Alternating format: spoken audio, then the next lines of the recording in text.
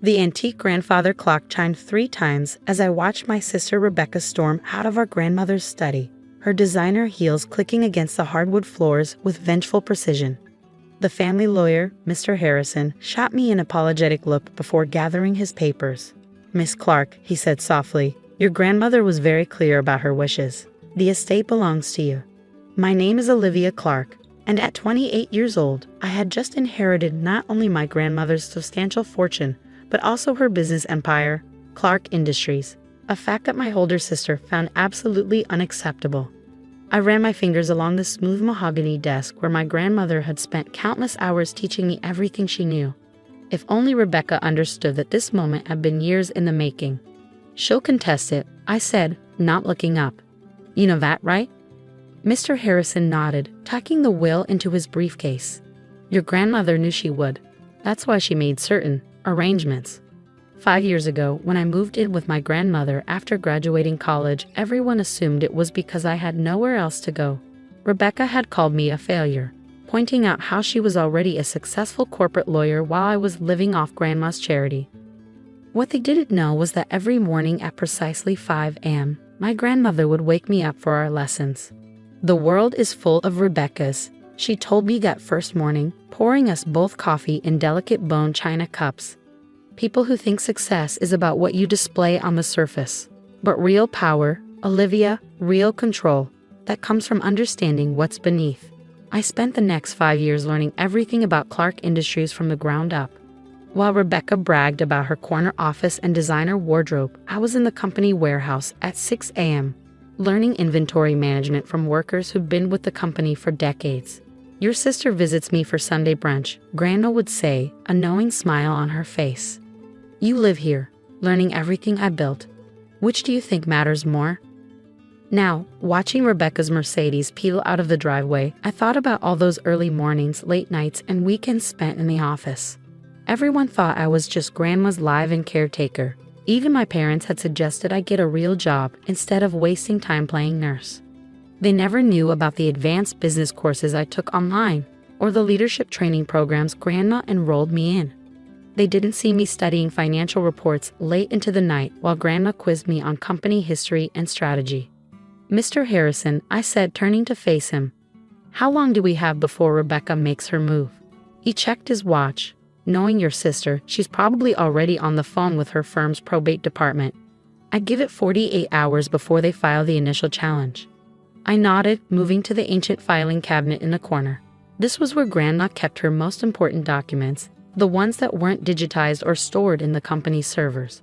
I pulled out a thick folder labeled Contingencies. "She taught you about this too, didn't she?" Mr. Harrison asked, watching me with growing understanding. "Grandma taught me everything," I replied, opening the folder, including exactly what to do when Rebecca tried to take what isn't hers. Inside were detailed records of every mistake Rebecca had made while working as outside counsel for Clark Industries. Every questionable billing practice, every conflict of interest she'd forgotten to disclose, every time she used company information for personal gain. "Your sister thinks she's the smart one," Grandma had told me once. "But she's careless. She leaves traces. Remember that, Olivia. In business and in life, it's not the obvious threats you need to worry about. It's the quiet ones who are really watching." My phone buzzed. A text from Rebecca. "Hope you enjoyed your little victory. When my lawyers are done, you'll be lucky if Grandma's china set is still yours." I smiled, thinking of the lessons Grandma had drilled into me. "Never react emotionally to a threat," she'd say. "Emotion clouds judgment. Strategy requires clarity." I didn't respond to the text. Instead, I called Maria Santos, Grandma's longtime assistant and my secret mentor for the past 5 years. "It's time," I said when she answered. "Rebecca's making her move." "Everything's ready," Maria replied, and I could hear her smile. "Your grandmother left very detailed instructions. Shall we begin?" For the next several hours, Maria and I executed the plan Grandma had prepared. First, we contacted the board members, not the official board that Rebecca knew about, but the advisory board Grandma had quietly assembled over the past 5 years. People who had worked with me, mentored me, and knew exactly what I was capable of. Then we reached out to key clients and partners, using relationships I built during my wasted years working in different departments. While Rebecca had been climbing the corporate ladder at her law firm, I'd been learning every aspect of our family business. By midnight, my phone was buzzing constantly with messages from Rebecca's allies in the company, all suddenly very concerned about their positions. They backed her because they thought she was the obvious heir, a successful lawyer, the polished businesswoman. Now they were learning that Grandma had been grooming a different kind of leader. I sat in Grandma's study, now my study, looking at her photograph on the desk. She was young in the picture, standing in front of the first Clark Industries warehouse. A woman building an empire in a time when women weren't supposed to run companies. Your sister thinks power comes from titles and corner offices, she told me during one of our last conversations. But real power comes from understanding every gear in the machine, from knowing the people who make it run. I taught you everything I know, Olivia. The question is, are you ready to use it? The grandfather clock struck midnight, and I stood up, straightening my simple black blazer. Rebecca would arrive at her office tomorrow to find that several key clients had already called to express their confidence in my leadership. The board would convene an emergency session to ratify my position, and her attempts to challenge the will would run into a wall of documentation showing exactly why Grandma had chosen me. But first, I had one more lesson to remember. I opened Grandma's safe, using the combination she taught me years ago, and pulled out an envelope marked for Olivia, when Rebecca shows her true colors. Inside was a letter, written in my grandmother's elegant hand. My dearest Olivia, if you're reading this, then Rebecca has reacted exactly as I knew she would. Power reveals people, darling. It shows us who they truly are. Your sister sees the world as a game to be won. You see it as a legacy to be preserved. That's why you're reading this letter in my study, and she's probably sitting in her office right now, plotting her next move. But remember, this isn't about beating Rebecca. It's about being worthy of what I've built. I chose you not because you're smarter or better, but because you understand what Clark Industries really is, a family of people working together to build something meaningful. Don't let anger or resentment guide you. Lead with the wisdom I know you possess. And remember, sometimes the greatest victory isn't in defeating your enemies, but in showing them a better way. All my love, Grandma. I folded the letter carefully, placing it in my desk drawer. Tomorrow would bring challenges, but I was ready. Grandma had made sure of that. My phone buzzed again. Another angry text from Rebecca. I smiled, thinking of all the lessons, all the early mornings, all the quiet preparation that had led to this moment. Rebecca thought she was at war with her little sister. She had no idea she was facing someone who'd spent 5 years learning to be a general. The morning after the will reading dawned bright and cold. I arrived at Clark Industries headquarters at 5 a.m., a habit I couldn't break even now. The security guard, Tom, greeted me with a knowing smile. He'd seen me arrive at this hour hundreds of times over the past 5 years, though until yesterday everyone thought I was just the boss's granddaughter who helps out. My first stop was the executive floor, not to my grandmother's old office, but to the small conference room where the real work happened. Maria was already there, surrounded by documents in her ever-present laptop. Rebecca's lawyers filed the challenge an hour ago, she said without looking up. They're claiming diminished capacity and undue influence. I poured myself coffee in my grandmother's old mug, right on schedule. Have they realized yet? Maria's smile was sharp.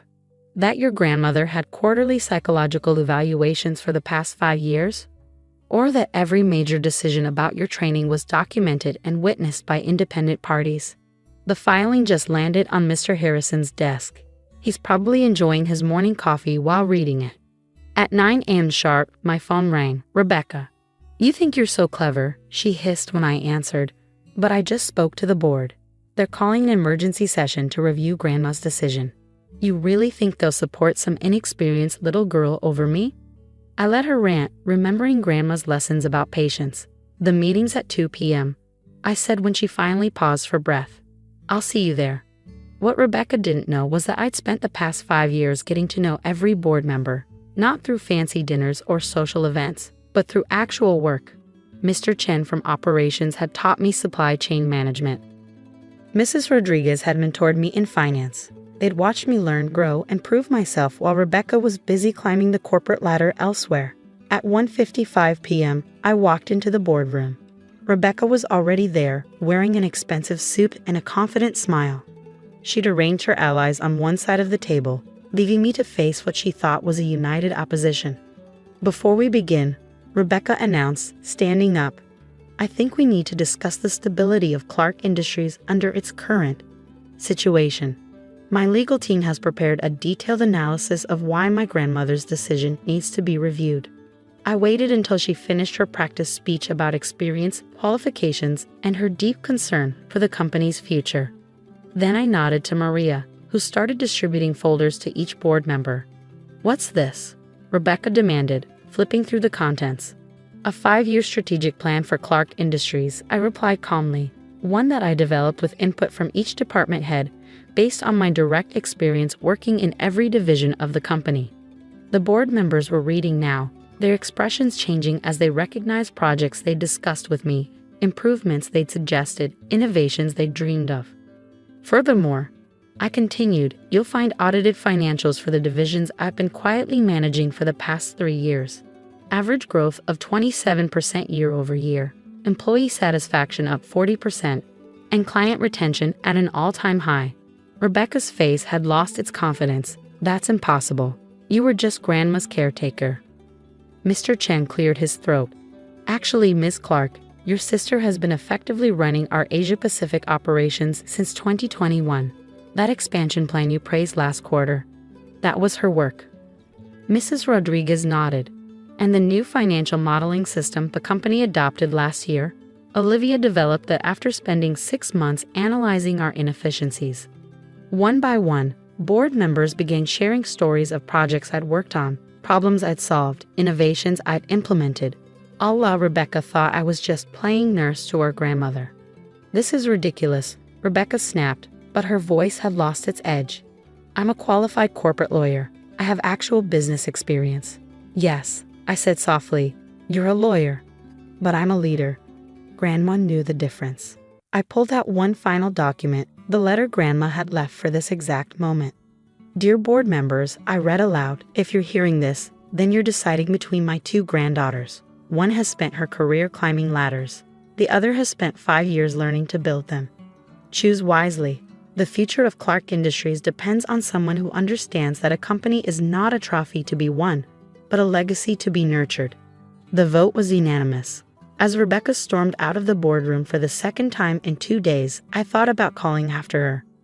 Part of me wanted to explain, to help her understand what Grandma had tried to teach us both. But then I remembered one of Grandma's final lessons. Sometimes, Olivia, the kindest thing you can do for someone is let them learn from their mistakes. Rebecca will either grow from this or she won't. That's her choice to make. In the weeks that followed, Clark Industries thrived under the plans I'd spent years developing. Rebecca eventually dropped her legal challenge when she realized how thoroughly Grandma had documented everything.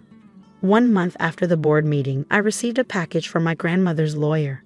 Inside was a small key and a note. For when you're ready to teach the next generation what I taught you. Love, Grandma. The key opened a hidden compartment in her desk, revealing decades of journals documenting her journey building Clark Industries. As I sat reading them in the quiet of my office, I understood her final lesson. True legacy isn't about inheritance or control. It's about wisdom passed down, lessons learned, and the understanding that real success comes not from defeating others, but from building something worthy of being passed on. Rebecca never did understand that. But as I watched the sun rise over Clark Industries each morning, arriving at 5 a.m. just like Grandma taught me, I know I'll be ready when the next generation comes seeking wisdom of their own. Sometimes the greatest victory isn't in proving others wrong, but in proving your teachers right.